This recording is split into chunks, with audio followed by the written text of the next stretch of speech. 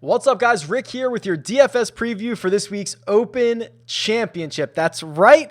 The sixth and final major of the super season is here, and it's going to be a lot of fun. I love the late night golf, the early morning golf, firing out random tweets at 2 a.m. That's all right in my wheelhouse, so I'm absolutely stoked for this week. And in return for a major week, I'm giving away a year-long subscription, actually 2-year-long subscriptions to RickRunGood.com. That's my website. It's the site where you see all of the tools during this video and every video. It's where they come from. I love it, and you'll love it. At least I think you will. Here's 2 ways to enter a draw for a subscription to RickRunGood.com. If you're here on YouTube, like the video, make sure you're subscribed, and comment below who you think is going to win this week's Open Championship. The other way, probably the easier way to win, is to leave a 5-star rating and review on the iTunes version of the show. Say something nice and leave me your Twitter handle. I will put the link to the iTunes version in the description. Do both of those, get 2 entries, and win just like Xenon and DPTEJ did last week. Congratulations to those 2. I've reached out to both of you to get you all set up, and plenty of content coming this week, especially in the form of live chats. 3 p.m. Eastern on Wednesday. That is the regular Open Championship live chat. Ownership, weather, questions, whatever you want, that time is yours. 8:15 p.m. Eastern time is the Jock Market Power Hour. That's also on Wednesday. That's all things stock market DFS. And then the Friday Cut Sweat Show, got to get a little creative here on timing, is going to be approximately 2 p.m. Eastern on Friday, breaking down the cut line, what it's going to be, who's going to make it, and how that's going to impact your fantasy lineups. That is on Friday as of right now, 2 p.m. Eastern, and it certainly can change, so make sure that you have the notification bell on, because I'm going to try to time it right so that we get a really good sweat, and it's at the time where it's the most valuable sweating opportunity. Okay, I think that's it. Lots of content coming, lots of data coming. Can't wait. Let's get started. Royal St. George's. The 15th time Royal St. George's is going to host the Open Championship. We haven't seen it since 2011, and of course, this is where we were supposed to have it last year, So it's not like, we skipped it. It just got pushed back a year. So Royal St. George's was next in the Rota anyway. And this is, in general, the easier of the Rota courses that we see regularly, but it doesn't mean it's necessarily going to be easy. And a lot of it is weather and wind dependent. The way the winds gust off the coastline there in Kent can be troublesome. It's not going to be particularly warm. Looks like it's going to be under 70 degrees for most of the week. So all of this can change, but what you're normally going to see at an Open Championship, what you're going to see at Royal St. George's this week, and I'm so stoked for it, is that there are real margins out there. I think there's going to be low scores. I think there's going to be high scores. Some of these pot bunkers are almost magnetic to golf balls, right? And you hit an okay shot and it just kind of keeps trickling and turns into a bad shot. The margins are very, very small. There are holes where there is a lot of risk reward with the drive. And I shouldn't say a lot, maybe a lot of holes, a majority of holes have a little bit of risk reward off the tee. So you try to take a little bit of an edge and then a little bit of an edge and a little bit of an edge. But if you bite off more than you can chew, that's when a big number comes into play. So you're going to see great driving. You're going to have to be a great driver if you're going to want to take on some of those off the tee advantages. And as we know with most majors, but especially here at Royal St. George's, you need to have a complete game. Let's be real. You have to have a complete game, both physical and mental. The 4 par 3s play in 4 different directions. So the wind will give you 4 different looks at these tee shots. It's an incredibly beautiful design. If you look at it just on paper and you look at the yardage and you look at all this stuff, you're like, that's going to be pretty easy. But I think it's going to be a mental test. And I think there's going to be some really interesting outcomes this week. It's a par 70, 7,100 yards. There obviously have been redesigns over the last, couple of 100 years basically. But this is going to be a fun one. The course looks like it's in immaculate shape, and things can change so quickly. So what am I looking for this week? If we look at the data for past Open Championships, and remember, this is all Open Championships. This is not at Royal St. George's, because that would only be the data from 2011 in the modern game, right? So this is all Open Championships, and while it rotates courses, you can generally get the same type of golf, a links style type of golf, where the ball can also be played on the ground and sometimes even encouraged to be played on the ground. And the number one stat, which is only more important at two other courses, is strokes gained around the green. And I think that makes a lot of sense, because where you'll see a lot of strokes hemorrhaged at Open Championships are in pot bunkers. That is where a lot of these can be won and lost. If the ball trickles in and now it's up against the edge of it or up against the face of it, it might be 2 or 3 shots to get out of there if you're not playing it carefully, or you're going to have to play backwards, or you're going to have to play sideways. So guys who are able to get up and down, guys that have that kind of short game magic when things are getting tough and windy, seem to have a lot of success at Open Championships, or at least that's what the numbers would indicate. So if we start to look at some of those golfers since, let's do last 36 rounds. I usually like to do 36 or 24 rounds. And we can do strokes gained around the green for everybody in this field and guys with a sample size. Tommy Fleetwood would be number one. Kevin Na, he's withdrawn. I'll get him off of this sheet. We've got a couple of guys with small samples, but then it's Tommy Fleetwood, who, has not played, I think, up to his own lofty standards this year, but this might be an opportunity. Lean into the ball striking, lean into the short game, that we get good Tommy Fleetwood. Tony Finau would be second. Brian Harman third. Patrick Reed and Jason Day would round out the top 5. So these are the types of golfers that we're looking for, but I'm not putting too much weight on any one stat, just because I think it's going to have to be well-rounded. It's going to be a test. It's going to just drive you absolutely nuts, and it's going to be a lot of fun. Here's the cheat sheet. There are 5 golfers over $10,000, led by Jon Rahm, and it is well-deserved for him to be the most expensive golfer on this slate. Not only the last time we saw him on the PGA Tour, he was winning the U.S. Open, but also he played the Scottish Open last week, finished 7th, and didn't really seem to have his good stuff. Looked like he missed a lot of putts and looked like he burned a lot of edges, and if some of those fall, maybe he runs away with it. So Jon Rahm, certainly well-rounded, right? You start to look at the guys that gain strokes across the board, all 4 major categories. Jon Rahm gains in all of them by at least a quarter of a stroke. There's going to be very few guys in this field that can boast something similar to Jon Rahm. What has he done at Open Championships? Well, the last time we saw him play, which was 2 years ago, it was a T11. Outside of that, not very good, but now the number 1 player in the world, now certainly confident, certainly ready. I'm not going to look too much into history from 3, 4, and 5 years ago, especially because it rotates courses. After Jon Rahm, I think there's a lot more question marks. Rory McIlroy, was his victory at the Wells Fargo Championship the outlier? Or is that the start of something more? He has been phenomenal at Open Championships outside the one at Portrush 2 years ago.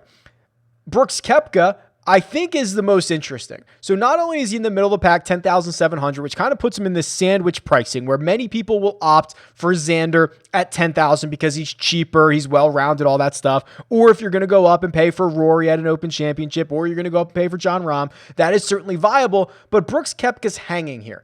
And it's really hard to forget, or maybe it's hard to remember, his results have been amazing. 3 of his last 4 starts, he's finished 2nd, 4th, and 5th. 2 of them are majors, and it somehow feels like there's this narrative that he's not playing all that well. Let me pull him up on the actually brand new golfer profile tool here. And what you're going to see is a couple of things. Last 12 rounds for Brooks Koepka, absolutely awesome. Not only total, but from tee to green, which is where he's doing the vast majority of his work. That is really good things to see. Where does he make his hay? Not only is it tee to green, but it's off the tee. He's 10th in strokes gained off the tee. He's 15th in driving distance. These are all the types of things that are going to come into play at Royal St. George's. You can see only one event since Houston has he lost strokes off the tee. That was the Masters. He missed the cut there. We know that was his first event, kind of trying to limp his way through it. He's seemingly getting healthier and healthier all the time. man, Brooks Koepka, certainly scary when you start looking at his results and everything that he's been able to put together. Dustin Johnson likely to be pretty under-owned here, so we're going to keep an eye on that for the rest of the week. He was in contention last time we went to Royal St. George's until he sprayed I think it was a 2-iron right on, 14, 15 or whatever, OB right there, and kind of coughed up his chances on Sunday, and he hasn't played well, so I imagine people are going to kind of keep their expectations in check for DJ. Xander will be incredibly popular. I think that's fair when we build a lineup, when we build a model at the end of the show, and we start kind of emphasizing all these strokes gain categories kind of not equally, but in good parts.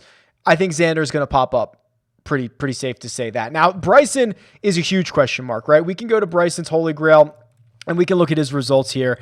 And I have a lot of concerns. And he has proven a lot of people wrong all the time, and myself included. But what we're seeing from Bryson right now is 0, let's call it top 15 finishes in his last 6. I know that's pretty arbitrary because he's got 2 top 20s. He's got 1 26th place finish, but I'm concerned about a couple of things. I'm concerned about this strokes gained approach, which at times can get really awkward. I'm worried about around the green play. We saw that at Open Championships. That's the stat that is most closely correlated to success. And then I'm worried that, he is capable of losing a lot of strokes putting. And I'm also just worried about a lot of distractions, a lot of noise with Bryson DeChambeau right now. I'm also worried that his game, specifically designed for the PGA Tour, almost specifically designed for Augusta National, I'm not sure that plays great. He is going, when Bryson misses, he misses huge. And when you miss huge at Royal St. George's, you are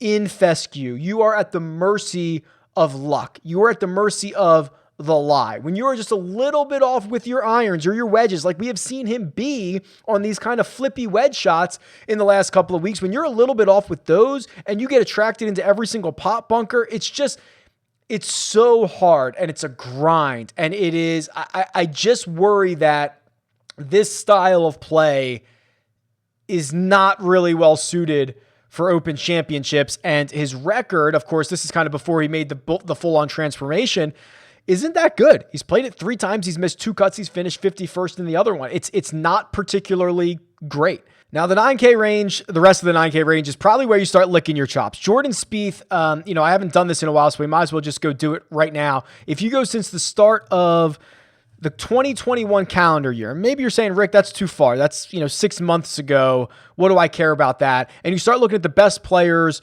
on tour in that time frame. It's Jordan Spieth and Jon Rahm. They are within 0.2 of a stroke gained of each other in about 50 and 54 rounds. I mean, those two are, I don't want to say significantly because that's not true. They are the best players on tour this year. And, Spieth really does possess the creativity, the mental fortitude. If you don't think that an Open Championship is an unbelievable mental grind. And while he is neurotic at times, while he is paranoid at times, he's in full grind mode on every single shot, and that's really valuable in situations like this. So Jordan Spieth at $9,700. I'm not sure how popular he's going to be. We'll check back in on the live chat on Wednesday for that. But Spieth is rocking and rolling right now, and the fact that we haven't seen him since the U.S. Open, maybe that tempers a little bit of expectation on him. Maybe it tempers his ownership a little bit this week. And if you look at his ownership in how it has trended, the last 2 starts, the U.S. Open, he was 6.5% owned. He was 6% owned at the Memorial. Maybe we get a sub 12% Jordan Spieth. That might be asking too much, but very interested to see how it plays out over the course of the next couple of days. Then you get his buddy Justin Thomas, who, I mean, since his Players Championship victory, hasn't been all that good. I think that's pretty clear. And I do worry that the driver at times can get really, really wild, which is going to put you into some trouble at Royal St. George's, but he's starting to play a little bit better. We just saw him finish 8th at the Scottish Open last week. He's got to lean on the driver a little bit, and the putter is always a little bit scary, but if he can start throwing darts again, if he can start getting back to his strengths, you think that Justin Thomas is going to be in play each and every week that he tees it up, and especially a week like this where he might be the lowest owned guy of the 9,000s. He might be. He might be. The rest of this 9K range, I'm super stoked about Morikawa and Victor Hovland. You know, this is such an interesting situation. We have a guy in Collin Morikawa who has won 4 times and he has a major championship. We have a guy in Victor Hovland that has not only won twice on the PGA Tour, but just won on the European Tour a couple of weeks ago, who have never played the Open Championship, right? Because we had the year off and these careers have just exploded onto the scene. We don't have any history. And I do worry that experience is a big part of this, but let's dive into a couple of these guys, into these guys a little bit more. And when you start looking at, in my opinion, and you could argue this isn't even really my opinion, this is, the metrics bear this out too. Like the most important stat seemingly every single week at any tournament is strokes gained approach. And Collin Morikawa is light years ahead of everybody in strokes gained approach. Since the start of the calendar year, he's gaining 1.4 strokes on approach. Of anybody else with a sample size, that is about a third of a stroke per round better than Paul Casey. That is a huge gap. It is the same gap between Paul Casey and approximately Keegan Bradley, who is 1, 2, 3, 4, 5 guys later. I mean, it's just, he's lapping the field. He's absolutely lapping the field. Do I worry about the sporadic putter that can get away from him at a major championship? Absolutely. It is a concern. But man, if he doesn't show up at big events, I don't know what else to say. You know, a 4th place finish at the US Open, a runner-up at the Memorial, that was in a playoff. He can get it done. And then the really, really interesting one, you know, I think is Victor Hovland, who he withdrew from the US Open because he got sand in his eye. Remember that? That was just last month. And we have seen him really improve his putting stroke and his short game over the course of his young career. So this chart, this graph here, this is his running total of strokes gained. So if we go around the green, it doesn't look that good, but essentially since the start of 2020, he has been a zero around the green player, which for him is great because the early trajectory of his career was headed straight down. And then you look at strokes gained putting and you can see, yeah, you know, he's never been a great putter, but since the start of the calendar year, look at all of these gains he's made. He's actually turned his career total almost into the positive. So it's kind of an interesting situation that we have. And we already know he's one of the best ball strikers. The fact that he already has 3 wins already in his young career, I just think that these guys are wild cards. They're really wild card type players that in this field and at this event can make a ton of noise. As we go lower down the board, we're really starting to get into some value plays here. I've been playing a lot of stock market DFS on Jock Market, and I've got some buy low and sell high opportunities for guys that I'm going to be targeting or avoiding this week. If you're new to Jock Market, it's stock market DFS with the ability to bid on golfers until Wednesday evening and the ability to trade them throughout the course of the entire tournament. And what I like is that you can make money on golfers even if they finish 40th, as long as they beat their own expectation. And one of those golfers I think is primed to make money is Stewart Cink. He is certainly no stranger to winning this year, twice already a winner this season, and he is no stranger to the Open Championship. This is going to be the 22nd time that he tees it up. 3 out of the last 4 years have resulted in top 25 finishes, which is essentially all I'm asking him to do because I'm trying to get Stewart Cink at $4.25. And if I can do that, he only needs to finish 40th or better to return me a profit. And then I'm targeting Alex Noren, who missed the cut last week at the John Deere Classic, but I think that's a good thing. It's going to keep the price on him in check. Remember, he was just 1 shot out of the playoff at the Rocket Mortgage Classic, and he's been piling up top 25 finishes this season. And when you get over to an Open Championship, that is the style of golf that Alex Noren really seems to thrive in. He's made 4 cuts in a row, with the last 3 resulting in a 6th place finish, a 17th place finish, and an 11th. That is 3 consecutive top 17 finishes at this event. I'm willing to spend $5 a share on Noren, which is asking him to finish 34th or better to return me a profit. And then on the other side of the coin, there's a couple of golfers that I'm looking to sell high that I'm not as excited about. We'll start with Bryson DeChambeau. I'm willing to spend $8.25, but history says he is going to be more expensive than that. In 15 cash markets for Bryson DeChambeau, he has cost an average of $9.30 during IPO, and only three times in those 15 cash markets has he actually returned you a profit, and he has been a big loser in the last three. The concern around Bryson this week at Royal St. George's is the ability to stay out of trouble, because this is a knife's edge golf course where you can get eaten up over small margins, and I'm not sure that that's the type of game that Bryson DeChambeau really thrives in.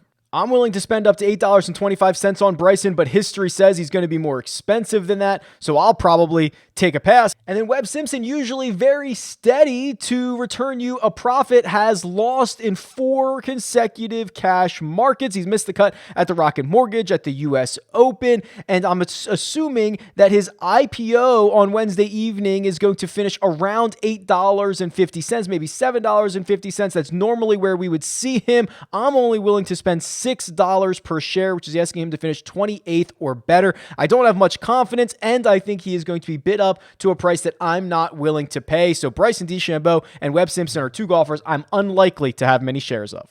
If you want to get in on the action, there are 2 ways to do so. Download Jock Market, use the code RICK. That'll get you a deposit bonus up to $50. And then join myself and Joe Idoni Wednesday evening, 8:15 p.m. Eastern Time on the Rick Run Good YouTube channel. That is the Jock Market Power Hour. We will talk you through the final hour of the IPO phase and get you ready for this week's Open Championship. Awesome stuff. The 8K range here, I'm almost a little bit worried about this, because I was very much on the Patrick Cantlay train. I was probably conducting the thing right before the Players' Championship, and that started his mini slump, where he misses the cut at the Players, doesn't get out of his group at the match play, misses 2 more cuts after that. I mean, it was a really poor stretch of golf that was really driven by a horrible putter. There was a 7-event stretch in which he lost strokes gained.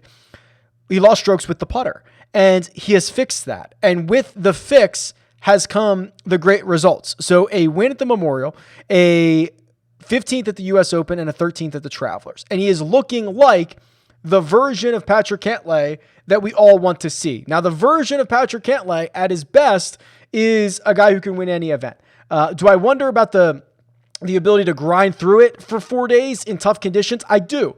But if I look at the metrics and try to find a guy who can stack up with the ball striking prowess and now the kind of renewed fixed putting stroke of Patrick Cantlay for this price, good luck. Good luck. You are really going to struggle. I mean, look at this.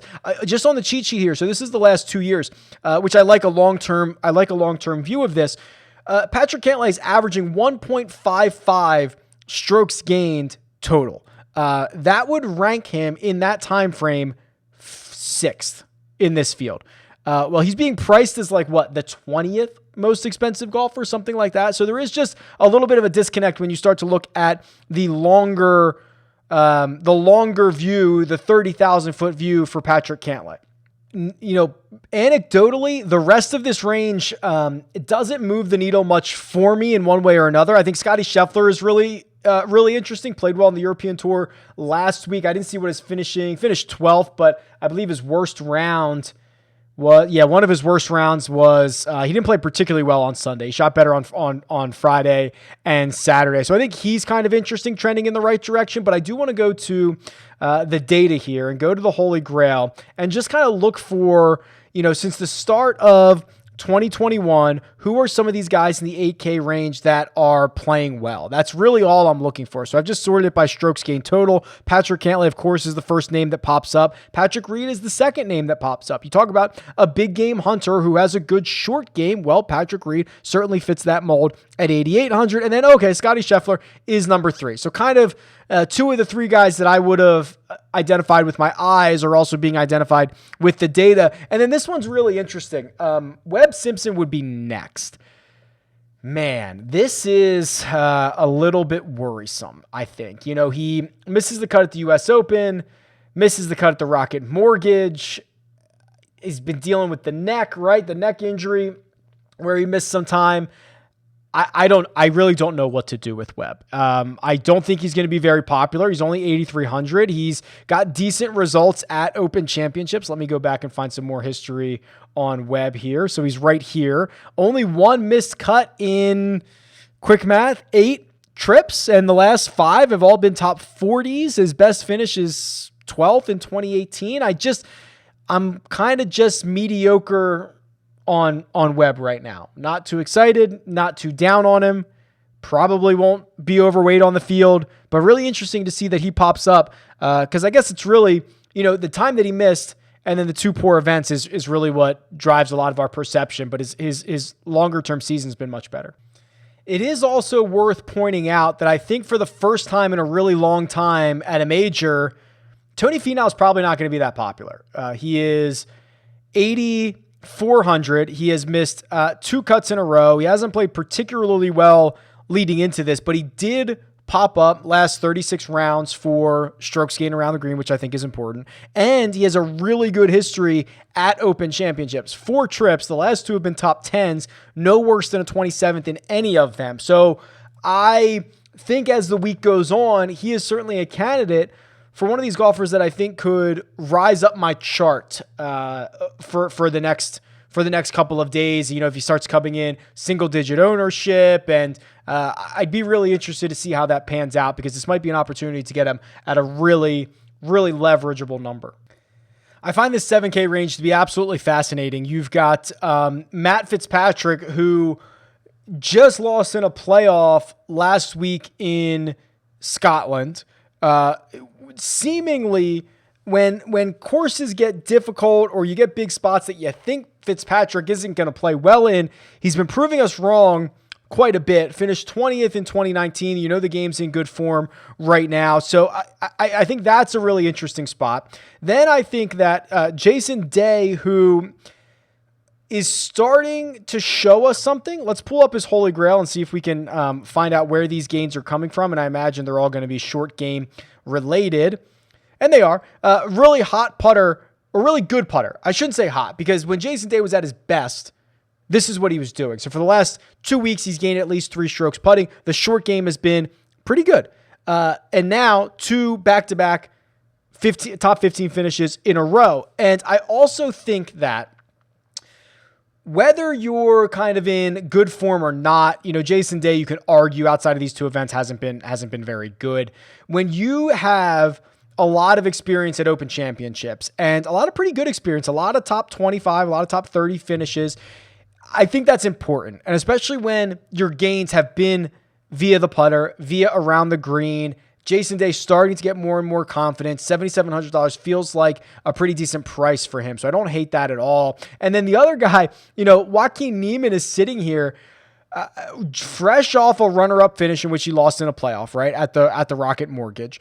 He is a guy that I think, when I think links style golf, and maybe I'm wrong about this, but when I think links style golf, the ability to hit the ball low, keep it below the wind, kind of shape your shots, have a go-to shot off the tee, the ability to be creative.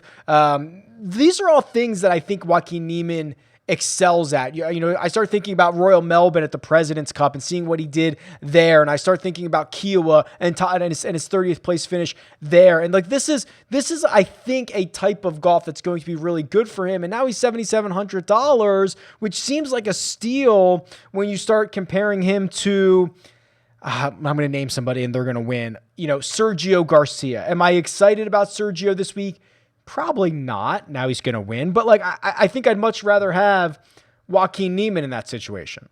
The rest of the 7K range, it does offer a couple of guys that I think are somewhat interesting. And these are guys that gain in all categories, right? So here's Daniel Berger, gain strokes in all 4 major categories. If you think this is going to be a well-rounded test, in which I think I do, Berger certainly has a well-rounded game. The results at Open Championships haven't been great, coming off of a 34th place finish at the John Deere Classic last week, but a 7th place finish at the US Open in his start before that. I think that's interesting. Also, Harris English, who won at the Travelers and finished third at the U.S. Open, seems to be back in his 2020 form. If he is, that's really scary for the rest of the field. Also another guy that gained strokes in all 4 categories. Rickie Fowler. What are we doing with Rickie Fowler? Let's pull him up here because we have not done a deep dive on Rickie since he's kind of been going through these swing changes because there was nothing really to look at. Let's see. There is a couple of things that I like. He has putted better. 3 out of his last 4, he's gained strokes with the putter. That's the thing that unlocks Rickie Fowler. That's his weapon. That's when he lost that, you knew it was going to be a long time for everything to come back. Now, we are starting to see gains again with the irons on the approach. 3 out of his last 4, he's gained there as well. This is leaving me a little bit optimistic. If you want to play the narrative game, the guy, just missed out on the U.S. Open for the first time in a decade, right? I mean, he's just all of these situations where he hasn't been playing and he hasn't earned a spot, the Masters, right? I mean, it's just now he's in one. How about he just goes out and plays well, and he's playing the best golf we've seen in 18 months? Not that that's a huge statement, but he is. Now we get into the riches. I mean, the bottom of the 7K. Just riches. Robert McIntyre, no problem if you want to go there. Alex Noren, seemingly a lot to love. Missed the cut at John Deere last week, which I think is just perfect. Let's keep this ownership down. It was just a week before in which he missed the playoff at Rocket Mortgage by 1 shot. He ends up finishing 4th because, of course, that was your 3-way playoff. And then you start looking at the rest of his results. 13th at the Memorial, made the cut at the PGA Championship, had 4 consecutive top 25s before that. He's kind of a short game, kind of specialist, but he's figured out the driver in his last 5 starts. He's figured out the irons in 2 of 3. You look at the history at the Open Championship, 3 starts since 2017, a 6th, a 17th, and an 11th. Ooh, yeah, there's going to be a lot of exposure for me to Alex Noren this week. I can't avoid that. That's going to have to happen. You could make arguments for Guido Migliozzi, who has played awesome since the U.S. Open, 4th at the U.S. Open, 13th at the Travelers. Obviously, a smaller sample size on someone like him. And then you go down into the 6K range and you start, oh boy, what are we doing here? There's a couple of guys that are always underpriced. One of them is Ryan Palmer, played really well at the Scottish Open last week. Most people are not going to realize that. He is always underpriced. The one that people will probably realize is Stuart Sink, because not only is he an Open champion, but he's been playing well this year, right? Twice a winner, has the distance off the tee, not as quite an all-around specimen as I would prefer, but the history at the Open Championship is certainly valuable in these situations. I'm considering someone like a Lucas Herbert, who at $6,800 is going to fly under probably a lot of radars here. So what we have is an 18th place finish at the Memorial, a 19th at the Travelers, but that doesn't even begin to tell the story. He won, I think it was 2 weeks ago on the European Tour, finished 4th last week. He's playing well. He's doing it in a way that's flying under the radar. Most people aren't going to realize it. I like Lucas Herbert a lot at $6,800. Lonzo Griffin, he's been playing okay. He's sub 7,000. That's usually like the automatic play on him, but it is, honestly, that's kind of the shtick. It's the brand isn't as strong on that, over his last couple of starts. And then you have Lucas Glover, who, at $6,600, I mean, I'm recording this with like 2 holes to go, is going to win the John Deere Classic. I hope I did not just put the giant hex on him, but winner at the John Deere Classic, maybe he's someone that can revital. I mean, he played well last time at Royal St. George's. I don't remember what his finishing position was, but he was in it for a long time in 2011. Now, the quick turnaround is certainly concerning, and I would be worried about that. All right. I think it's time. I have to do this. I have to keep scrolling. It's a major championship. There's a lot of good names in the 6K. I wouldn't mind Sebastian Munoz. I wouldn't mind Carlos Ortiz. I'm still scrolling because Sam Burns is 6,300. I'm not going to be the guy that tells you have to play Sam Burns at a major championship because he's too cheap again, but here's the situation. He was super cheap at the PGA Championship. He withdrew after 5 holes. He was super cheap at the U.S. Open, missed the cut.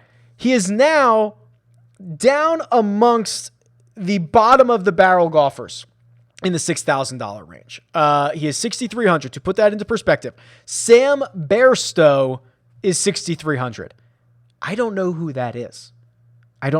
Sam Burns has won this year. Finished 13th at the Travelers Championship. If you just want to kind of see that this is like, you can do whatever you want, obviously, but this is a mispricing. On DraftKings, he's 6,300.